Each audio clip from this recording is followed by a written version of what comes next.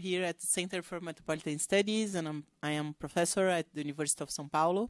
We are really glad today in receiving Com Salver from the Science Po. He's a postdoc at the Center for African Studies at Sciences Po Bordeaux, and he holds a PhD in political sociology, also from Sciences Po. He was supervised by Patrick Legalet, and he's part of a really interesting research project organized by Professor Patrick Legalet and Professor Eduardo Marques, who is also the director of Center for Metropolitan Studies. So we are here at Ciências Sociais USP and also in the YouTube. Thank you for watching us. And Com is going to talk about part of his PhD research, and we have this discussion today called From Union to Guild, the transformation of Mexico City's union of sanitation workers across urban autonomization. This is a very interesting topic, as you are going to see now. Thank you, Com. Thank you so much, Renata, for the introduction, and thank you so much to all of you for being here. As some of you know, I've been trying to get here for a long time and hoping to get here for a long time. So I'm very, very happy. And again, I'm very grateful for you taking the time to listen to this. I'm going to present a case from my PhD dissertation, from my PhD dissertation, which was a comparative dissertation on Lagos, Nigeria, and Mexico City, on waste politics and popular politics in both cities. So I'm going to present some part of the Mexico City study, specifically on having to do with the Union of Sanitation Workers of Mexico City. I've worked on this, so I finished my PhD dissertation a couple years ago, but you know, it's as a result of postdoc life now, I'm in an African Studies Research Center, so I've been geared toward working more in Nigeria, so I haven't had yet the opportunity to present this part of my work, so I'm very happy to do it today. And it's the first time I will present it publicly, so I'm also really looking forward to your feedback. And but before I get in the case study itself, I want to, as an introduction, I want to embed this case study in sort of a more general proposal that I'm pursuing now as a research, a more general research proposal on how to study labor regulation in urban studies, basically, from a political science standpoint. So I'm going to start with this general proposal, and then I'll go into the case study itself to speak about waste pickers and the union politics in Mexico City. All right, so talking about labor, the labor question and how we can study labor regulation workers has a paradoxical position in urban studies, right? Because on the one hand, my understanding is that the growth of urban studies was a push away for analysis that were very much focused on the workplace, on workers, and you know, some of the, if you take the case of some of the founders of RC21, right, the research group that gathers urban sociologists within the International Sociological Association, some of the founders were Marxists, you know, Marxist urban sociologists, and precisely their effort was to push away from a more orthodox Marxism that was very much focused on the workplace, on workers, and to bring in other issues within then Marxism, obviously with David Harvey, with Enzo Mingione, we started bringing in some more Polanyian questions into the picture, with Edmond Pretzey, and of course with Manuel Castells, who theorized in the 70s this shift that was to come, that was already there a bit in Mexico City, where he was working also of political conflictuality from the workplace, from work to collective consumption. That was Manuel Castells' big theory. So this idea that it's so much to the workplace that we should pay attention now, we should also pay attention to other problems, to questions what he called collective consumption, having to do with urban services, housing, etc. So Castells' analysis at the time found particular resonance in Mexico City, right? Because it was then the urban popular movement that was growing and that was outside of Mexican unionism, although many militants came from independent unions, but that was bringing forth different issues related to housing, to access to land tenure, to public services, etc. So urban studies grew as a push away from these questions related to labor, the production processes, labor processes. But at the same time, urban studies has been very close, has remained very closely connected to the realities of labor in cities, of labor processes, and of the transformation of labor when looking at questions of informality, at questions of informality in public space, at urban popular movements, at patronage, at urban services, because every time we see a lot of cases when colleagues, including myself, work, for example, on urban popular, on urban services that tend to always fall back onto questions of labor, right? When you're looking at the transportation infrastructure of Lagos, Nigeria, like my other supervisor, Laurent Fourchard did, you tend to fall back on questions of how do you control labor, how do you regulate the work of those who operate that informal transport infrastructure. So there's this constant, even though urban studies was a push away from these production processes, labor, etc., there's a constant fallback. It's a question that keeps coming back, this labor question, into urban studies. Many colleagues also have looked extensively at movements of informal workers within urban studies, relations to public space, mostly geographers. So it's a question that keeps coming back without necessarily, I think it's a bit, so there's this ambiguity in urban studies in that we're very close to it, but we're not necessarily paying attention to this labor question in a very systematic manner, with systematic attention to the issue, as considering labor issue and labor regulation as a we could say as a part in and of itself of urban studies. And my impression is that we're not looking at it necessarily systematically, especially from the standpoint of political science, right? There's a lot of studies on, for example, again, popular movements emerging from informal economies, but we don't have that much. There are things, of course, but we haven't focused that much, I think, on how these questions of labor shape also urban institutions, bureaucracies, public policies. That is, and that's what I want to talk about a little bit, how increasingly municipal governments might be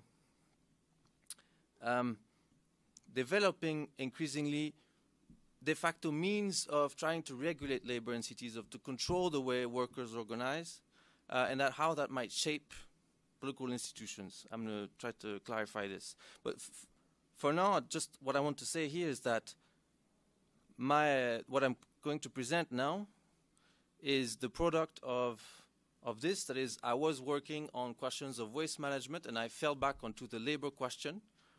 And now I'm trying to systematize, trying to think more systematically about this issue and how it matters in urban studies and how it matters in how political urban institutions transform, develop public policies to tackle issues related to labor.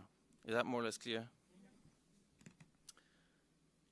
So I think that within this picture of looking at labor in cities, urban political scientists have a particular interesting perspective because we're used to seeing actors and objects that play a role in labor processes and labor regulation. It can be municipal governments, it can be cooperatives, it can be patronage networks, it can be gangs, brotherhoods, guild-like organizations such as the one I'm going to talk about, that the more traditional sociology of industrial relations has sometimes been more reluctant to bring in, as it's remained quite focused on central state regulation, unions, and we see a lot more actors, and that's, I think, is interesting to bring in. So I think urban studies have a lot to say, and particularly urban political science has a lot to say about how labor regulation operates today and how it shapes political institutions in contemporary cities. So here with the case of Mexico City's Union of Sanitation Workers, I want to suggest that municipal governments might be playing a growing role de facto in regulating labor, even though that falls out of their constitutional prerogatives, and particularly so when central states have fallen out of the picture of the regulation of some parts of urban economies as a result of informalization and decentralization. So even when labor regulation falls completely out of the scope of the constitutional scope of municipal governments, there might be, we might see a, there might be still a push to regulate labor, attempt to shape workers' organization for two main reasons. The first one is that in the case of left governments, it can be part of efforts to reduce inequalities, to intervene on labor processes, to limit extreme exploitation, to protect the health of workers, etc. But also as, and probably most importantly, as intermediary goals, in many cases to implement public policies, to reshape urban services. You sometimes need to intervene to implement forms of labor regulation in order to implement environmental protection measures, to reform public transportation, to regulate the construction industry, security, or here in the case of waste management. We'll see that in order to reshape and to transform this waste management system, I really have to be close, okay. Mexico City's government has been pushed to develop various efforts to attempt to regain control over the regulation and the collective organizing of waste workers. So, but in so doing, these urban governments, such as the Mexico City governments, in the case I will develop, they don't operate in a vacuum. They do not only confront free markets either, but rather they confront very established actors that have developed a strong capacity often to regulate labor in the cities. For example, in Lagos, I looked at the role that some street lords were playing in controlling an underemployed male labor force in the streets of Lagos. If you want to implement any, if you want to collect any tax to start with for the Lagos government, you have to be able to work with those people that control the labor that's actually going to facilitate the tax collection and a number of different things in, for example, in transportation. But the same applies here, for example, in Mexico City, where what I will describe now is one organization that used to be a union, that used to be very integrated in Mexican state corporatism, that evolved into a guild-like organization, and I'll explain in a minute what I mean by that, but that it's an organization that the Mexico City government will confront with, will have to struggle with, to regain, to try to implement some forms of labor regulation, to regain control over collective organizing. So I'll speak of this guild-like organization, and I'll try to show by the end of the presentation how it is at the intersection in the struggles between the city government and this guild-like organization that the labor conditions and practices of these workers have been shaped over the past couple of decades. Is it more or less clear so far? The intention, that's the general intention. Now the reality. All right, so the general argument, first I'm going to try to trace how, well, the core of the presentation is going to be about trying to trace how these guild-like organizations emerged in Mexico City and how it came to control waste workers across Mexico City and waste collectors, including public waste collectors. So I'm going to try to describe a shift from, I'm going to look at the Union of Sanitation Workers of Mexico City, and I'm going to show how it evolved over a period of 30 years or so from a union corporation that was very well, whose main objective was very well integrated in the state corporatism of the Mexican party state at the time, whose main objective was first the defense of the labor rights of workers, but second was the support of the political regime. I'll speak to this in more detail. Who's had little capacity, well, who had a lot of autonomy, but whose autonomy was negotiated with the party state, with the PRI. So the union basically was handed the management of waste collection for about a century, throughout the 20th century. But it depended on patronage resources coming from the party state, so upstream, contracts, etc. I'll detail it in a minute. And so it negotiated its autonomy with the state. And it was composed of employees only, so employees, public employees, with still some strong hierarchies within the union, as in all Mexican corporatist unions at the time, is hierarchies to access some resources, to get permanent contracts, etc., etc. And I'm going to describe how it shifted to what I call a guild-like organization, whose main focus and main objective is no longer the defense of labor rights, it's no longer the defense of the current regime either, but rather its objective is to defend its monopoly over a craft or trade, so in this case over waste collection. So the main objective of this organization now is to defend a monopoly, much like a traditional guild, of the kinds that were, for example, imported to Mexico under colonial Spain. And the difference with the union corporation, another difference with the union corporation, is that it grew very strong capacity at regulating itself, basically at self-regulating itself, at defining its own norms, that is, or even imposing them at the city level, at having its own means of taxation, of coercion, and mostly at anchoring its autonomy, not in a negotiation with the state, but in its control of the waste economy and the informal economy. Unlike the union corporation, it's composed of workers of very different statuses, ranging from informal workers, helpers, so we call chalanes, to trabajadores de base, so titular workers, permanent workers, and in the middle, voluntarios, volunteers, work also, so different, very strong and established hierarchies that are the core of the functioning of this guild-like organization, whose main interlocutor is no longer the central state, but the municipal government. So I'll explain all of this in more detail. Have I spoken a lot of time already? Yeah. 10 minutes? Yeah. Okay.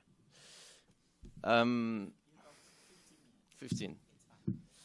All right. So, okay. There are two reasons why, two processes that explain why this union of sanitation worker moved from being a union corporation to being a guild-like organization.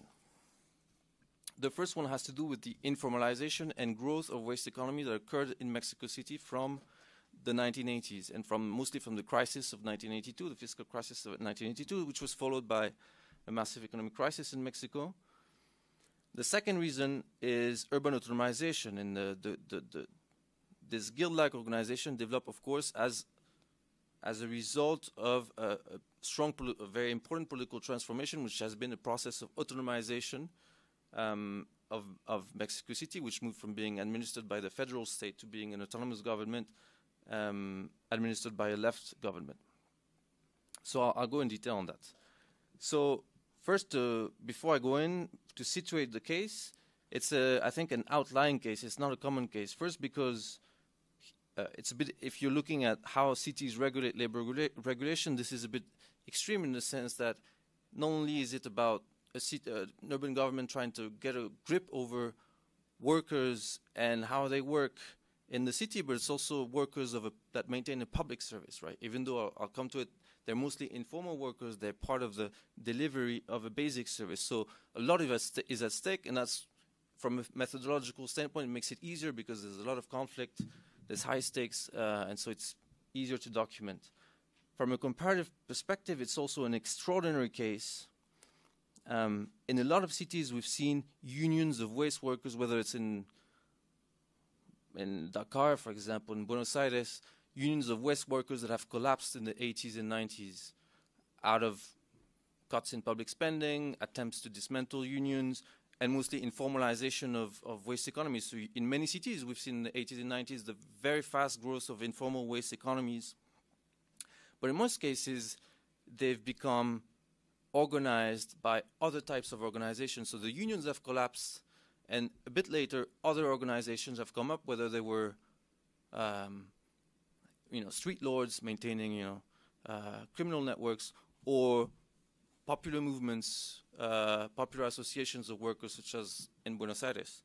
So in most other cases, there was a rupture between unionized waste workers and the informal organized waste workers of the 2000s.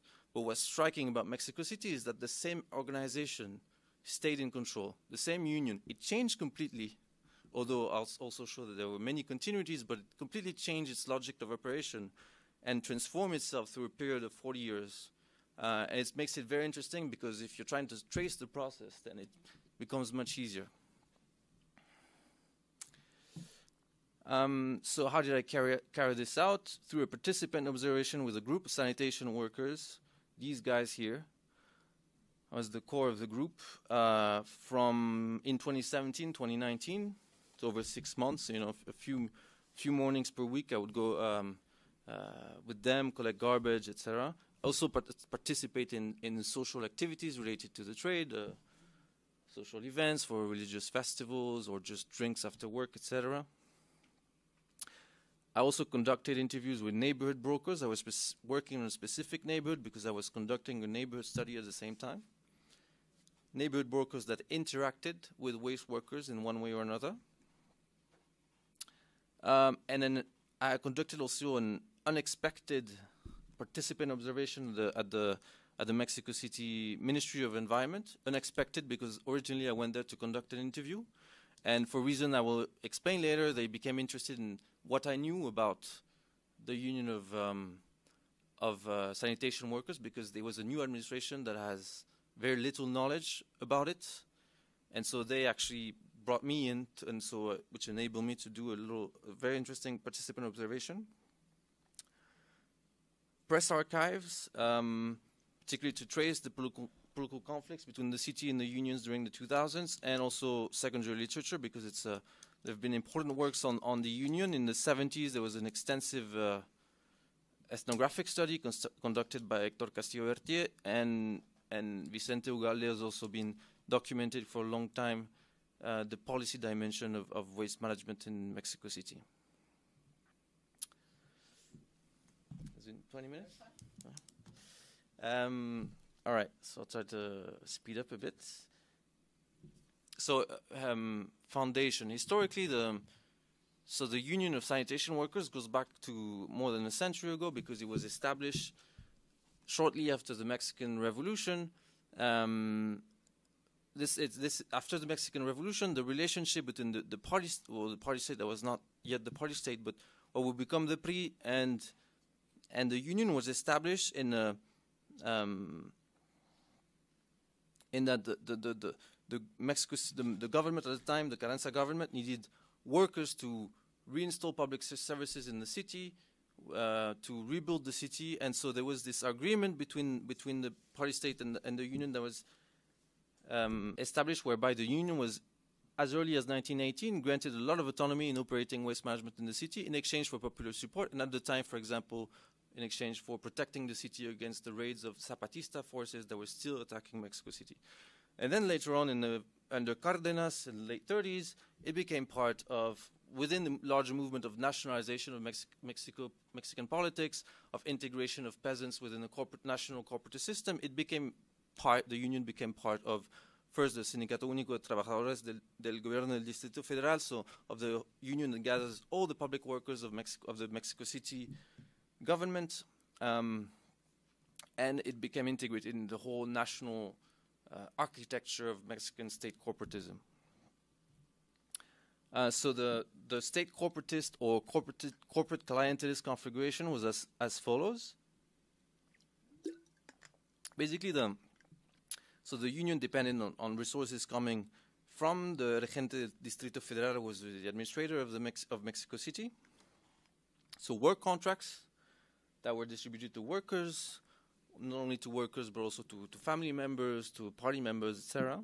Public facilities, because the union had all of the management oversight over the waste management infrastructure in the city. They were granted extensive autonomy in managing all of that. That is, the waste management infrastructure, but also individual trucks. Basically, the way it works is, it worked and still works, is that you get a truck. At some point in your career, you manage to get your hand on a waste truck, on a waste collection truck, and then you will start operating it basically as a private enterprise, right? You'll bring family members on it, and you try to extract as much profit as you can from this truck that was provided to you by the state. So there was extensive autonomy in operating the whole sector. The ability also to embezzle public funds, that is to use to use public funds for for either private accumulation or to return them to fund campaigns. So there was many possibilities. The most classic one was uniforms. So very classically, the state granted money to the union leaders to buy uniforms for workers. So part of those resources were used by union leaders for personal wealth, but another part was looped into political campaigns of pre-candidate. So there was a whole lot of schemes like that that made up that relationship between the pre-leadership and the union leadership. And in exchange, so workers were expected to provide political support through voting, campaign labor, political violence. For example, during the '68 movements, waste workers were used as grupos de choque to beat up students on the street. It still is the case. When I was there in 2017, for example, it doesn't operate the same way. It's not as centralized today, but waste workers were also sent to attack a Shane Baum meeting that she was conducting as part of her campaign for the Mexico City mayorship. And I was saying campaign financing also flows back to the PRI through the union. So that was the classic state corporatist configuration. So the processes that jolted it. First, the growth of informal waste economies. So this guy, El Gallo, is, his life typically illustrates this process and how it impacted the union. At some point, so in the 80s, the economic crisis that hit Mexico and Mexico City in particular meant that was followed by a devaluation of the peso and a free fall of real wages, right? So the money you could make at a factory became largely vastly insufficient to maintain a living, right? But, and so there was a growth of unemployment, but also many workers working in the industry that shifted to the informal sector where you could hope to make a living, or you had more chances to make a living than in the formal economy. So, for example, El Gallo, he speaks as, it was much more money any factory gave you to enter this sector at the time that any factory or whatever work that was paid at the minimum wage. So what happened in the 80s is that many workers became willing to enter waste management as informal workers. That is, to enter waste management without being paid by the public. And that was the case of El Gallo, who, so he had a very difficult life. He grew up in a self-built popular neighborhood at the time where it was built. He wanted to become a professional dancer. He was a gifted dancer, but had to abandon that and ended up on the street. And eventually, he started working as an informal worker, first on trucks and then as a street sweeper. And he lived his entire life working like this as an informal waste collector. And this was the big phenomenon of the 1980s, is that hundreds and thousands of people entered the sector of waste collection, and they were not, while not being public workers, were being outside of the Union of Sanitation Workers. Just a quick measure of that, I compiled this from different sources, including my own estimates for 2019, which are always difficult because it really depends on the zone where you're working and the experience of the worker, etc. But from the 1990s, rather than wages, and even for formal workers, wages became relatively marginal to their earning compared to what they were making from tips from residents. So traditionally, if you pick up waste for residents or you give an extra service, you pick up door to door, you receive a tip, and you also make money from recycling. And so that became much more important to their living than wages. So that was the major transformation that hit the union. What happened at the same time also is opening to international trade. So waste became much more rich in plastics, for example. So waste itself became much more valuable. At the same time, you have many neighborhood economies of recycling that developed as a result of the crisis. So it became much easier to, in a sense, to commodify waste by reselling it in your neighborhood bodega de reciclaje, so recycling, informal recycling place. So what happened to the union is that one thing that it had been a given for 80 years, suddenly shifted, it's the monopoly of the union over waste collection. All of a sudden, you had all this informal economy that was willing to do the same job without being paid by the government. So the big question for the union that emerged then is how do we protect our monopoly in front of that, faced with that? There was this question, yeah, monopoly protection. Alors, the second process that jolted this corporatist configuration between the party state and the union was urban autonomization. So there was austerity in waste management that started before when the city was pushed to balance its own books in the 70s. So there was a lot of neglect of waste management. They stopped hiring sanitation workers. But even as Mexico City system was gradually, Mexico's state corporatist systems was gradually dismantled under the administration of Salinas, for example, the PRI continued to invest heavily in the union of sanitation workers and in traditional garbage politics, particularly under the mayorship of Manuel Camacho Solis, who, for different reasons, one of the reasons was that he was himself hoping to get the PRI, to be the PRI candidate in '94, so he heavily reinvested the union as a base of support for his campaign.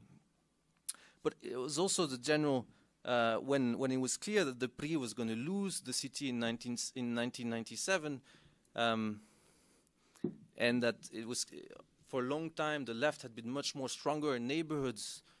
Traditional unions were the only thing that were left for the PRI.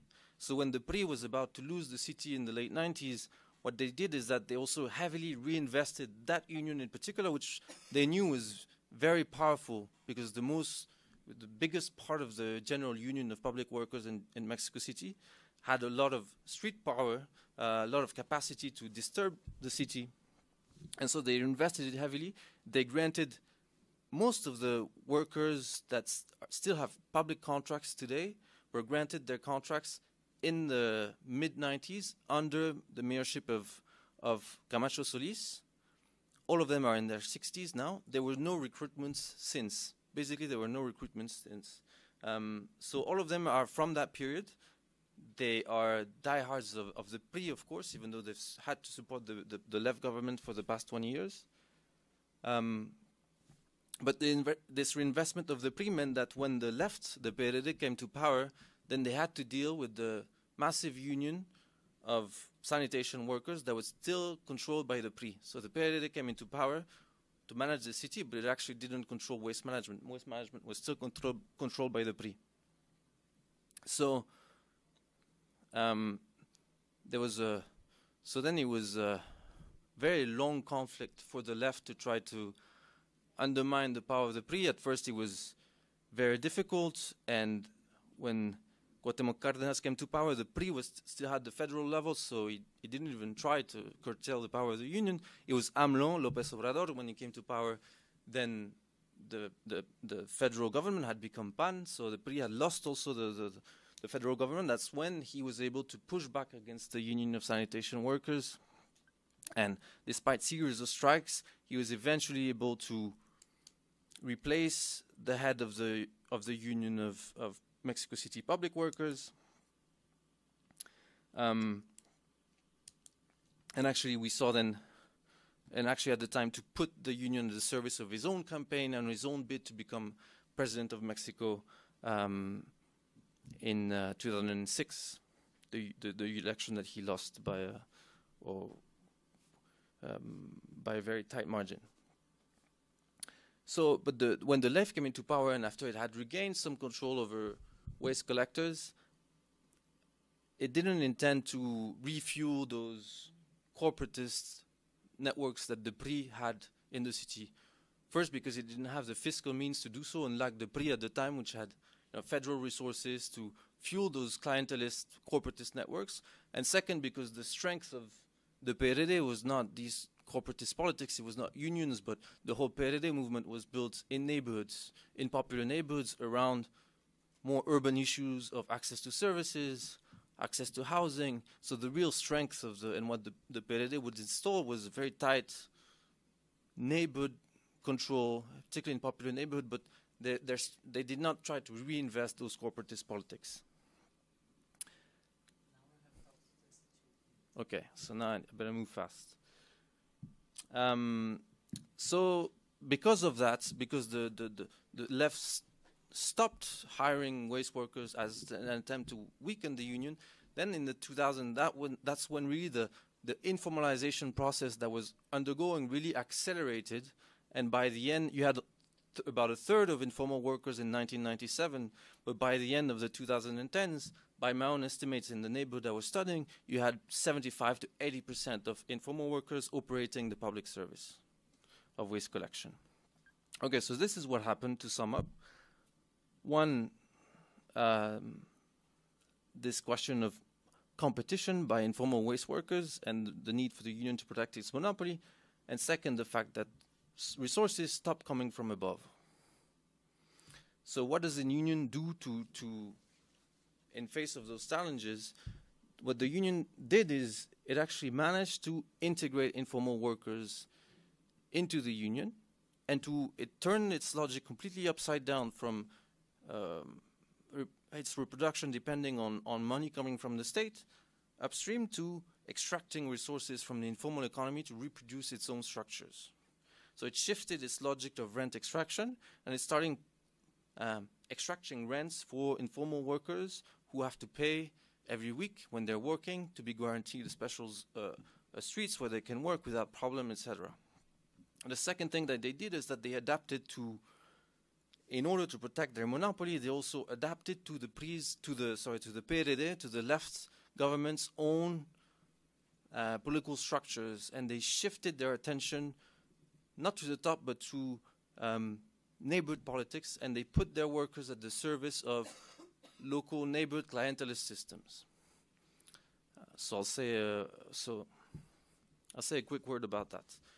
So the biggest puzzle for me to solve was how did they manage to actually integrate informal workers? If you're an informal worker, would you work under the union if you have to pay? Not only do you have to pay, but I'll say in a minute, you have to be politically active. There's a lot of extra labor that's asked for you to attend political meetings, etc., etc. Why would you do that rather than just working independently as informal workers where you don't have to pay anyone? One answer, there are two answers to that. The first one is kinship. So actually a lot of these informal workers are part of family networks of long-established waste workers. So for example, Angel here in the middle, he is a street sweeper in a particular street. He has two streets that he can mine, that he sweeps, he extracts resources from. But he's the son of an established street sweeper, and so his father does not work anymore for health issues. And Angel is not paid, but because his father is part of the union, he has sort of a guarantee that he can sweep on his father's zone. So there's entire networks like this of family solidarities that have made sure that even informal workers, even sometimes through fictive kinship, fictive family ties, remain tied to the core of the union and established formal workers. But most of the workers are still non-patrimonial informal workers. So how do you lock them into this union system, right? The first thing was the first thing is that the union controls the waste infrastructure. But that's so if you want, for example, transfer station, etc. So you kind of have to go through the union at some point. The second element is that workers are always somewhat hoping that there will be in the future a wave of regularization, so that one day eventually they might get a contract, at least temporary. Actually, it happened in the late 2010s.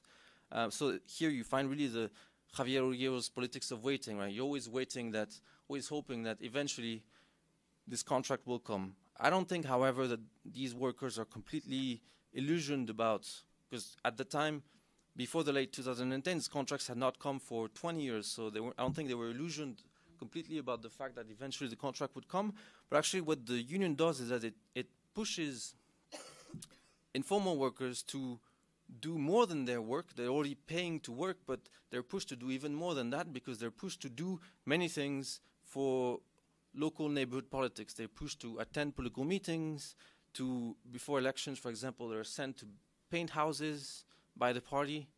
They're sent to, for example, the union has a sports complex in the center of Mexico City, so they're sent there to revamp ahead of the 2018 elections, they were sent there to revamp the sports complex for free, right? I mean, they're informal workers. That was a usual practice in unions, Mexican unions in the 20th century, but for workers that had a salary. But these guys, they have no salary. They're informal workers, and they're sent to do this extra work. So they come back home at the end of the day. They have only lost money, right? Because they've paid for transportation, but they have not had a salary. And they've not been able to make their money from waste collection. And so basically they've pushed to do that, and in that they're pushed to build up their mérito. That is, that when the contract will come, they'll be at the front of the line because they've done all of this. They've shown that they're politically active, that they support the union leadership, etc. So when you have your mérito, that you've grown, though your mérito has no value elsewhere, basically. Like, it only has value within this union. I mean, it's, and so if you try to move away, then you lose all of this you've built. That's, I think, a major mechanism for locking in workers, those informal workers. And in turn, what's really convenient, well, it works in a synergy with the need for the union to protect its monopoly, because all of what it does for local clientelist systems, for local politics, ensures that the local delegados, the district mayors, will do what it takes to protect the union's monopoly, that is to mobilize the police against piratas. Piratas are those informal waste collectors that are not affiliated to the union, so that the union calls piratas, pirates. And so basically it uses all of this labor, also informal labor, to make sure that he has constant support from the local district mayor to protect its monopoly, also to grant it, because the local district mayors are the ones granting garbage trucks, for example. So union will receive garbage trucks from the local alcalde and then resell it to its own workers. Another means of locking in informal workers is to have recourse, is direct violence also. So it can be through recourse to the police, but it can also be direct violence if you're caught collecting waste in the street.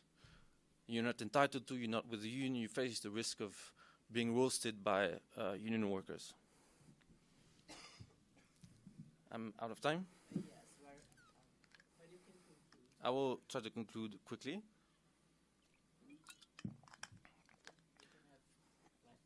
Okay. So this is, I hope I gave a more or less intelligible picture of this transformation that produced a guild-like organization, in that it's built on a very vertical, tight exploitation system between different statuses of workers, and that's an organization that reproduces itself based on these bottom resources, these resources it can extract from the bottom and that go up, versus the patronage system of the past, right? Which resources came upward. And also through its became also a skill-like organization through its attempt to protect its monopoly through engaging local politics and at the very local level, and became this organization that has a complete self-regulation of labor, controls completely labor regulation practices within waste management. And unlike the corporate system of the 20th century, whose autonomy is not dependent on negotiation with the state. Its autonomy is grounded in its control, its ability to self-regulate, to control labor. So it's basically impossible to move for any city government, right? Because you don't have direct control of workers. There's no way you can subtract the control of workers to that union. Now, so it's basically what happened to successive PDD governments and then Morena governments when they've tried, and I'll conclude on that, to regain control over the union because they wanted to over workers because they wanted to reform the sector. For example, in the late 2000s, again, under the mayorship of Ebrard, there was a big waste crisis. Well, a lot of pressure to reform waste management because one of the main landfills closed in Mexico City, and so there was an attempt to implement separated waste collection. So for that, you had to rely on the union. So they granted organic bonuses to workers. In the end, the organic bonuses were seized by the union leadership, and it had little effect. It's about $1 million per year that dissipates into the union. And so the same happened when the union leadership was, the union actually managed to impose its own norm, to have an article basically made tailored for it in the Mexico City Constitution, Article 16, that prohibited the privatization of waste collection and asserted that the service ought to remain free for residents, that considerably restrained what the city was able to do, how the city would be able to tackle the union and to try to implement some new reforms of waste management. I'm going very fast, but then later there were more direct attempts at putting in place regulations of the labor of informal workers to formalize them. There was a big push for that, notably by various NGOs, associations, and this started a new. There were contracts that were distributed, but again, impossible to go around the union to distribute those contracts to actual workers. So there was a new, and Sheinbaum has never been able to regain control of the union or over workers, even though she had a very, very ambitious waste management plan to implement. And that's when I was working with her administration at some point. They were thinking about, wow, we have this amazing plan, but actually, how are we going to do it? All of the people that knew all these corporatist politics from the PRD from the 2000s, they were not in the administration anymore. It was a whole new set of people who came from academics, people that came from environmental movements. They had no knowledge over those union politics, and they found themselves before a wall at that point that they were never able to cross.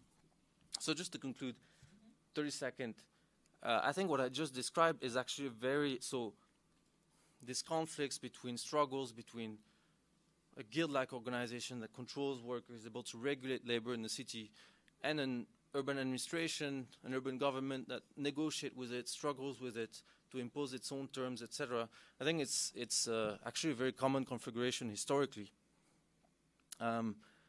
Prior to the spread of nation states and the union form, I mean, it was a very classic, both in colonial Spain, in post-Mughal North India, in Europe, obviously in the Gilded Age of cities, in pre-colonial Nigeria. It's a very common configuration of actors that regulate labor together, cities and guild-like organization like that.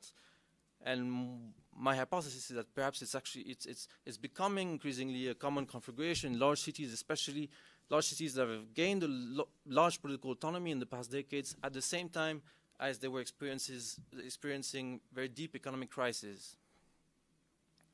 So I think it might be worth looking more systematically at this and how cities attempt to regulate world labors, and those organizations such as this guild-like organization, Mexico City, with which they clash, compete, and collaborate, because at the intersection of the two, a lot of the political institutions get shaped, and also the labor conditions and practices of workers get shaped at the same time.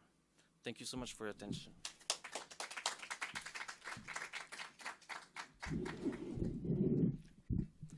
Wow, thank you very much, Cam, for a very interesting presentation. I really enjoyed very much your agenda. I think it's a very ambitious and very important one. I have some comments, but maybe I can open for questions, or I'll do my comments and then I will open for questions.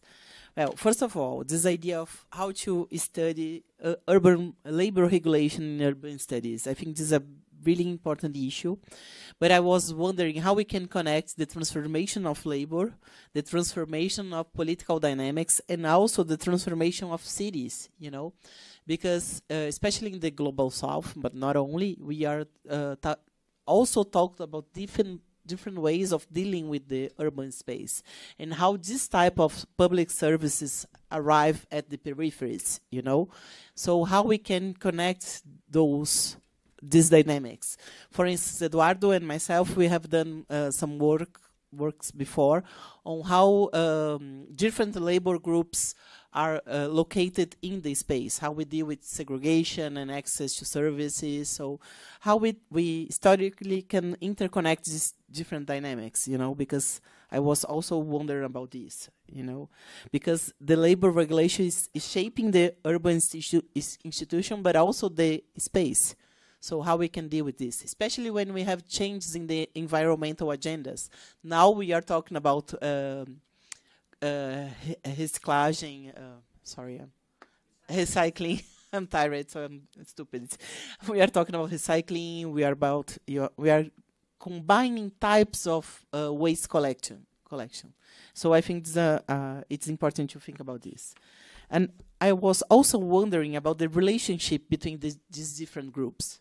As you were ending, at the end of your presentation, we were talking about this, and I was thinking about this multi-layer perspective on the regulation, because now we have environmental laws, we have a concern about closing landfills. So how the interplay between the layers can be taken all together to understand this, the interplay between the regulations, and how this interplay change or not the power game between the social groups.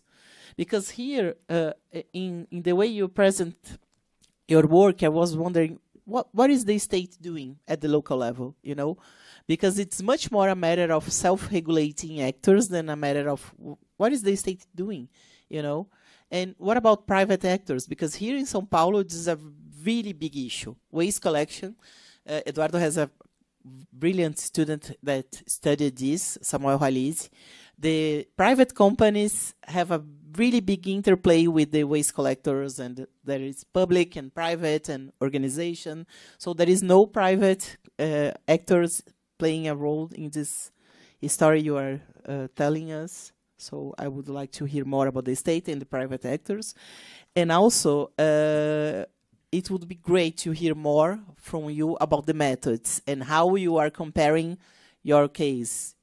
What is common or what is similar in the Nigerian case and the Mexican case, and how the way you merged into the fieldwork helped you to compare those two cases. Okay, and now we have a question. Is it okay? We can collect more. Okay, Eduardo, you have to come here and talk in the mic. Sorry, I can give you the mic. No, you sit and I do this. It's fine. You are the invited one, the guest. So let's do this.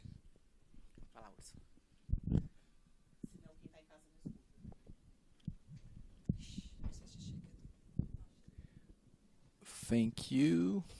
It was a collective effort to make the mic appear here. Well, I have to. Thingscom was very, very interesting to hear. I have three observations, which are kind of questions, but actually dialogues, points of dialogue with your research. The first one is maybe a suggestion that you maybe it's better not to start with the idea of labor and to start with the idea of services, because your case is really, really interesting, considering not exactly work. Well, the work dimensions are, or the labor dimensions are interesting, but for the point of view of urban research, I think trying to show or advertising the research as how services are provided in a very large, complex city by guilds of workers instead of state structures, and that this is really strong. Actually, the case becomes much stronger. So, and then the puzzle is why the hell this didn't become a market. And this is really, really interesting. And this leads to Renata's question, because in the case of São Paulo, where not only São Paulo, the Brazilian cities, we got from individual providers, as the Mexican case, to municipal companies that bought the trucks and well, this was in the 30s, so they were, or even in the 10s, they were chariots with horses and things like that, and they were all became a state monopoly, and then the private companies became, as the city grew, the municipalities couldn't face the service anymore directly, so they started to hire private companies, and then it became a huge capitalist market. The last concession in the municipality of São Paulo was a concession of 20 years, and it was 20 billion. Yes, 20 billion, not 20, 30 years. 30 years, 20 billion reais. So it's really, really $4 billion. So it's really, really large market. And so I think the idea of the market should have more, or the puzzle of why this didn't become a market should be. And the third question would be, tell us something about Lagos, because it's really it's the non-case that and it's really interesting would be interesting to hear more about how you compare this with Lagos.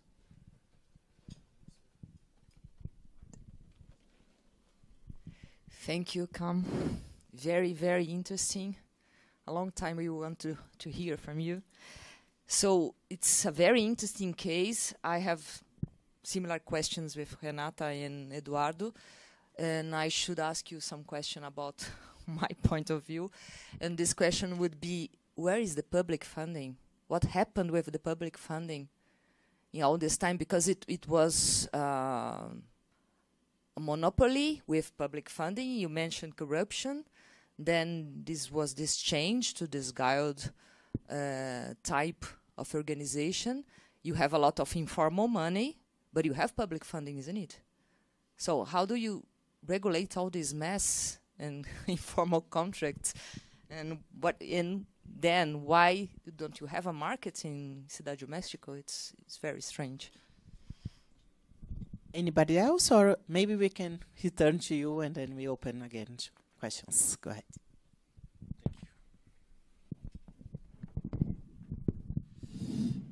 Thank you so thank you so much for your question. I think they overlap a lot, so maybe I'm start to have like first a general answer. In my PhD dissertation, I actually present much more directly the question of the public service provision and this question of the market, and in between I've also worked with Enzo Mingione on the colonial, more in the looking at it in the colonial dimension. So looking at exactly this question of why has it not become a market, and what is it in place that has prevented it from becoming a market in both Lagos and Mexico City. So the reason why I presented it more in the labor regulation perspective is because I'm trying to test this and see if it's interesting or not. Maybe not so much, but you know, I'll think about that later. But so yes, it is fascinating, and it's the case in both. What became the comparison between Mexico City and Lagos is obviously they're very different cities, and waste management works completely differently in both cities. But what's remarkable about them is that, well, first of all, they have in common the fact that they became largely autonomous from they were capitals, both capital cities. Lagos lost its capital city status, but they became both largely autonomous politically from the federal level in the late 90s, and both at the end of a period of very, very intense economic crisis. So they have all of that in common. And in both cases, you have very informal waste economies that developed in the 80s and 90s, and then urban governments that had to grapple with them at the beginning of the 2000s. But it works very differently in Lagos. It works through very localized arrangement. You have a mixture of patronage politics that controls very small service providers, and informal economies controlled by street lords, so basically criminal networks. But what they have in common is the fact that indeed, and it was the whole reason for the whole argument about these comparing these two cities, is that in this process of political autonomization of the cities, there's actually very strong popular forms of regulations that developed in popular neighborhoods. So, or within these ossified structures of Mexican corporatism, you know, there's forms of basically taken over by you know, the union which belonged to the PRI was basically taken over by workers themselves and transformed in order to protect transform to the guild in order to protect the sector against any attempt to privatize. There were already attempts to privatize in the 1990s, but they developed very strong mechanisms to prevent that. And there was, all governments have, including the PRI in the 90s and including Salinas, when there was at first an attempt to privatize the sector, I've completely given up on the very possibility to privatize it. In Lagos, the same happened. So it's very different forms of popular regulation, but more structured at the neighborhood level, but very tightly controlled by the networks of the APC, which is the party that controls Lagos.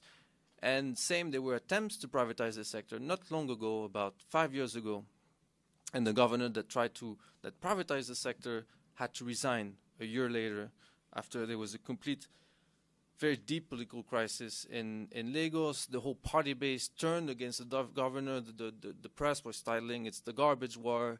The whole waste collection system collapsed, and so the governor had to resign, and we're back to the previous system with small, very small, they're actually private, very small private, but not strongly capitalized, and waste providers which are tied to the networks of the party.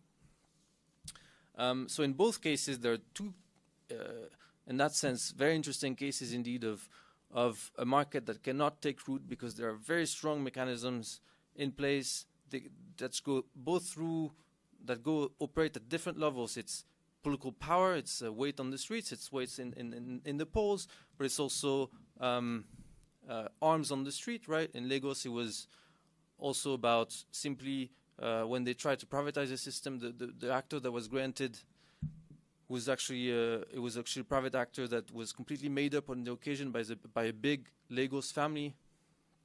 The trucks could simply could not enter the neighborhoods a lot of the time because they were kicked out by area boys that were tied to the party.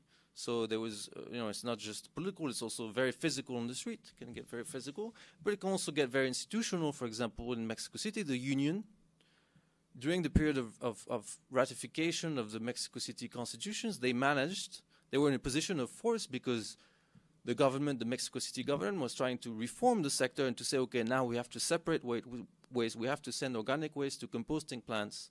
So the Union of Sanitation Workers is like, okay, we can do that, but it's going to be, in exchange, you're going to have to give us a lot. You're going to have to give us resources, public resources, but you also have to put it in the law that you cannot privatize the sector, and put it in the law that you cannot have a tax for waste collection. This is what happened. This is in the Mexico City Constitution, Article 16. The fact that they made it clear in the Constitution that you cannot make people pay for waste collection means that the administration is in a dead end, because in order to be able to implement a new policy, to go around the union, you would need a lot of resources. But you cannot, at least officially, there's probably ways around that, but you cannot officially, because this system as it is now is self-financed based on the exploitation of informal waste workers and on the tips that residents pay directly to those informal waste workers. So if you want to have a proper formalization policy and to bring in, for example, I don't know, cooperatives of workers to operate waste collection, you need extra resources. You need to formalize the collection of that waste fee that people actually pay, but that doesn't go through the state, through the Mexico City government administration. So the fact that they put that in the law is prevents really any type of reform. And the public servants I was working with at the time were amazed when they discovered that, right? They discovered it in the way as they were trying to prepare their plan for waste management revamp. They discovered, okay, we can't actually do anything because it's in the Constitution. They were amazed at that, and they didn't know where it had come from exactly, but who had. I didn't investigate specifically this. So this is on the market, and I'm already speaking a bit about public funding, right? So there's public funding in two ways. Let's say there's public funding because those contracts that were awarded in 1990s, well, the city still pays those workers. And then there's also funding that goes to the infrastructure. And for the waste management infrastructure, but I've talked mostly about the waste collection, so there's still funding that goes into trucks. For example, when a trucks come to is granted to the union will resell the truck to its workers, to established workers, right? So the union gets a truck from the government for free, of course it's and the union is in charge of distributing the truck. And so the truck will be, but the union will not give out the truck for free to a worker, because for a worker, a truck is like an investment that then you will use for the rest of your life, and you will make a profit of it. So the union will sell the truck, different prices depending who you are in the union. But everything works that way. So the same for when the organic, so there was the Ebrard government in 2010 granted a bonus for the separation of organic waste to workers. So any workers that separated organic waste was entitled to a bonus by ton. So in the first years, it worked more or less. The bonus was, so it was distributed through the union leadership. For the first years ahead of the election, it worked somewhat. After 1 year, 2 years, you see it's here, you see the rate slowly falling against the rate of separation, slowly falling again, simply because at that point the union had decided that it was going to keep the union leadership decided that it was going to keep the bonus for itself, right? And workers were not really seeing the bonus coming to them anymore. They didn't see the money, right? So given this in place, the first strategy of the left in the 2000s under Obrador was to just not put money in waste management anymore. In plants, okay, in landfills, but even still, some landfills were still controlled by the PRI at the time. So the strategy was, and it's the reason why the sector informalized so fast, was that they didn't distribute jobs anymore. I mean, they didn't hire sanitation workers for about nearly 20 years. So it's basically the only strategy they had, which is we cannot spend any money, send any public money to this sector, because it's gonna reinforce the machine that we're gonna feed this guild-like institution that's gonna reinforce it even further its control in the sector, in which every piece of public money they give them. It's pretty much exactly what happened. But then things changed a bit in the late 2010s, because there was a new push. There was a recommendation by a human rights court at the Mexico City level that said, okay, this cannot go on anymore with informal workers operating most of the waste collection in Mexico City, of public waste collection. So we have to do something about this. We have to regularize those workers. We have to intervene to try to regulate this labor. And so there was a new push, a new coalition that pushed for, because in the early 2000s, the whole left and in the center right, the entire press agreed with what the left was doing. That is, we have to stop giving money to waste management. We have to curtail the power of the union as much as possible. But then there was a shift of discourse, maybe also because it was not the same generation anymore that had understood those union politics back in the day. So there was a new push to give contracts again to workers through the union, because there's no other choice. And so ahead of the election of the arrival of Morena at the head of Mexico City, the election of Sheinbaum, there was a massive distribution of contracts again. But much like in the old days, those contracts were distributed to family members, party members, so the whole same story again. And the same happened, basically.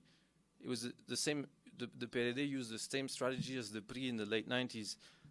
The PRD was losing Mexico City, but it tried to remain in control of a few things, and one of the things was the Union of Sanitation Workers. So Mancera, then president, was like, okay, we have this momentum, we're going to give a lot of money to the Union of Sanitation Workers so that they stay loyal to us. Didn't work for them, didn't work for Morena either, who's not been able to regain control of those workers and of those contracts that were distributed. I don't know if I've answered your... But yeah, this is the public funding situation. There is some public funding, but mostly the strategy has been to curtail it as much as possible at the expense, in the end, of the informal waste workers that are operating the system.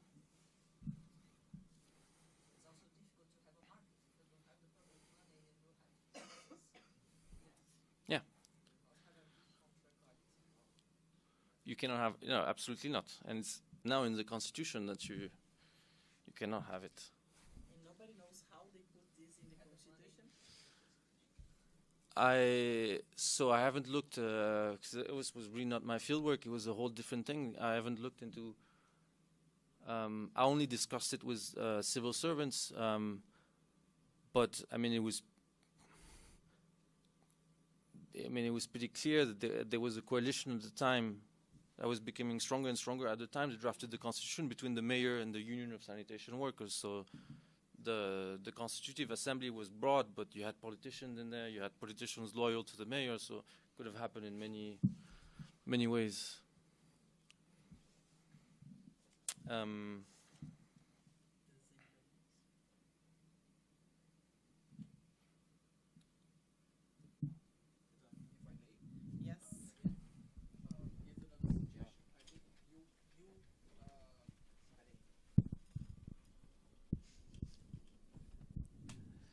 Thank you. You gave another wonderful description of something very powerful, which is could be framed as how the dissolution, the dissolution of Mexican corporatism led Mexico not to public service provision, but to some kind of private control by a gilded syndicate, something like that. It is another way of, and I think this is broader than the other one. And they could give you two very good articles. The first one, send it to Iger. It's really an Iger text, but the second one, I think it's a political science kind of contribution. Very nice.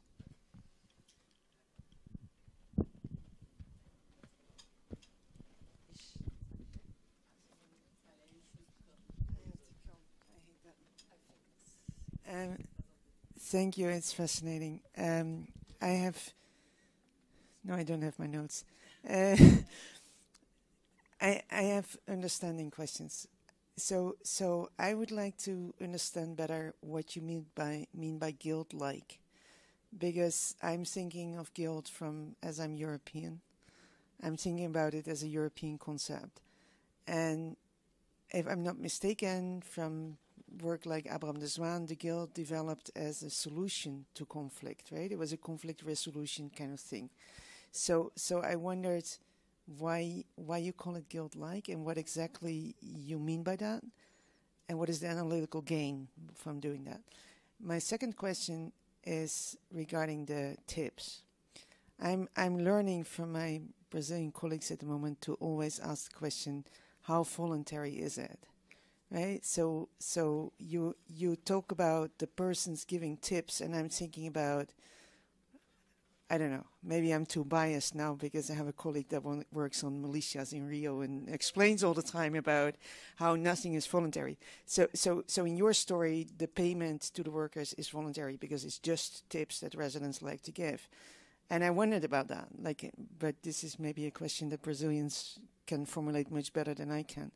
And related to that, I then thought, well, what about the guns? Because there's a lot of violence in your account, right? There's a lot of they get beat up, and then they get sent to beat those people up, and I'm sort of wondering what they're beating with, if it's just with their fists, and if there is also guns and all that kind of stuff involved, then where's the crime? Because someone is gonna bring those objects to do the violence to people, right? And violence need to be learned and trained, and just to send a group of men in the neighborhood to beat someone else up means that you have to teach them how to do that.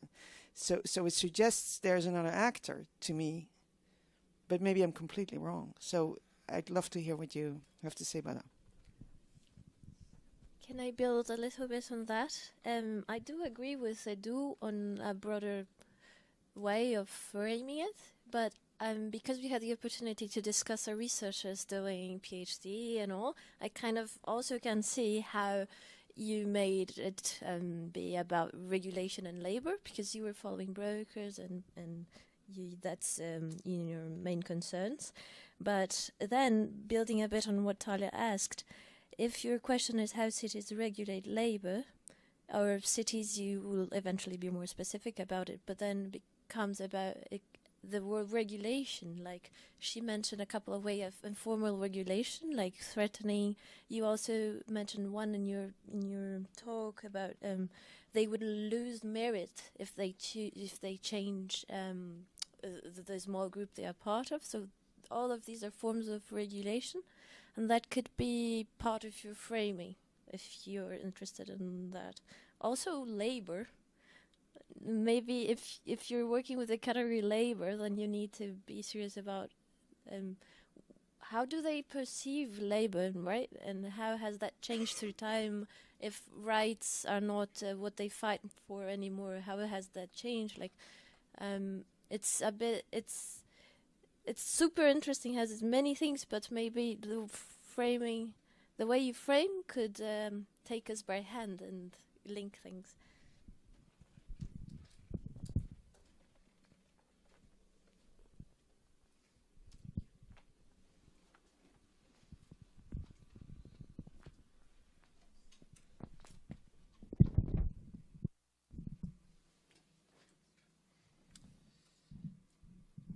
Thank you for your questions. On guilds, I think the analogy or the reason why I speak of guild-like organization, the first reason is I had to search for a different object, right, to categorize this organization, right. It still has the face of a union, it's still treated as a union, but it's not actually operate as a union or even as a corporation, and even in specifically Mexican context, right? I had to find an object to clarify a distinction in the way it's transformed itself from being a corporatist union in the 20th century to how it works today. What a lot of the time, an easy categorization of the union of sanitation workers. I mean, in daily life, if you talk to a taxi driver, he will tell you, well, this is actually a mafia. So mafia would be a candidate, right, as an object to categorize this organization. I'm not so sure about the idea of mafia. First of all, because it's much. Yes, it's hierarchical, and it's also. I mean, a mafia. Mafia, it's a very broad type of organization. I mean, we can call anything a mafia. If it were a criminal organization, it would be much closer to I don't know, Napolitan Camorra, for example, or because it's much grounded in space, in control of urban space, etc. But it's not an organization that operates primarily through violence. That's the first thing. I mean, workers can mobilize to punish some.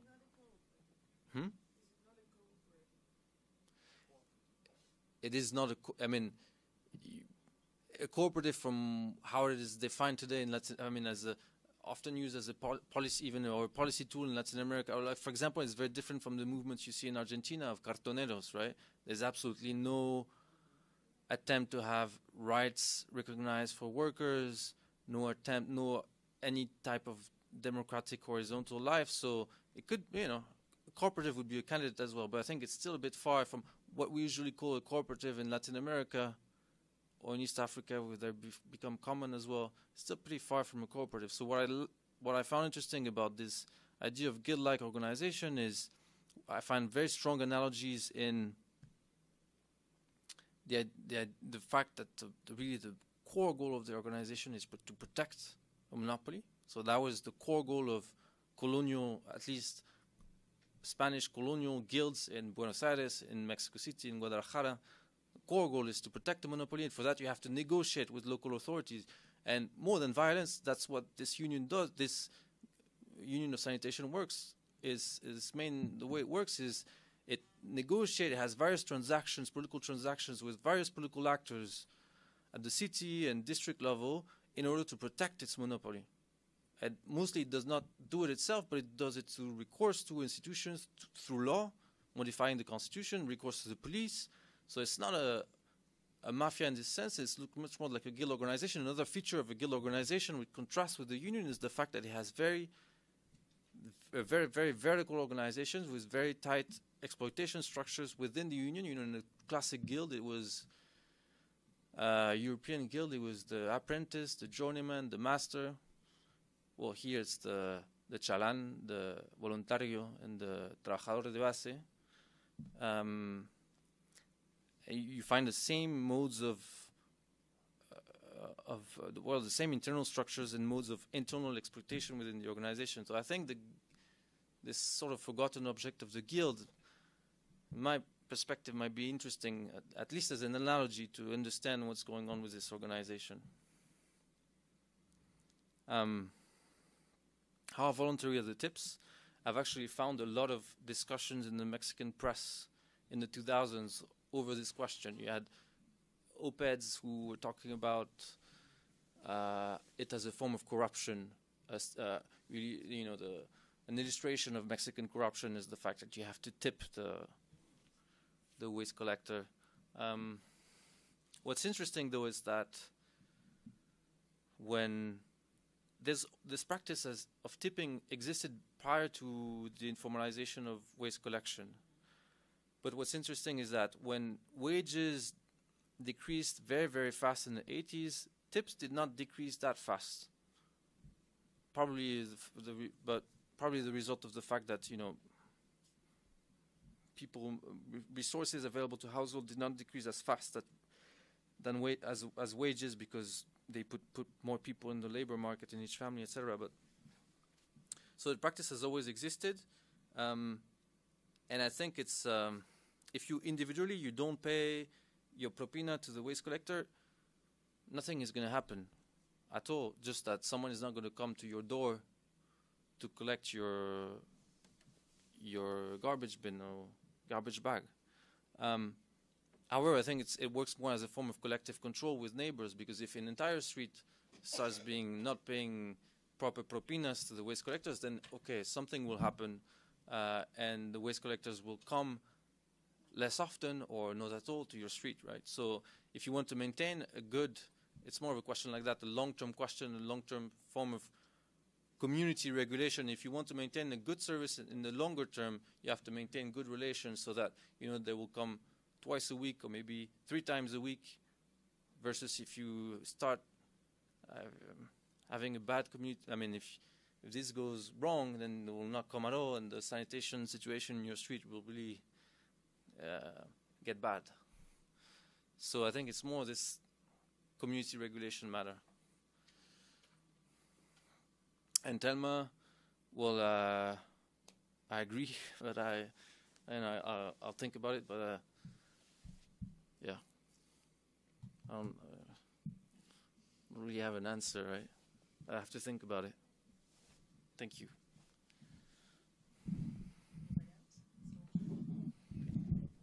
So thank you very much, everybody, for this very interesting discussion and afternoon.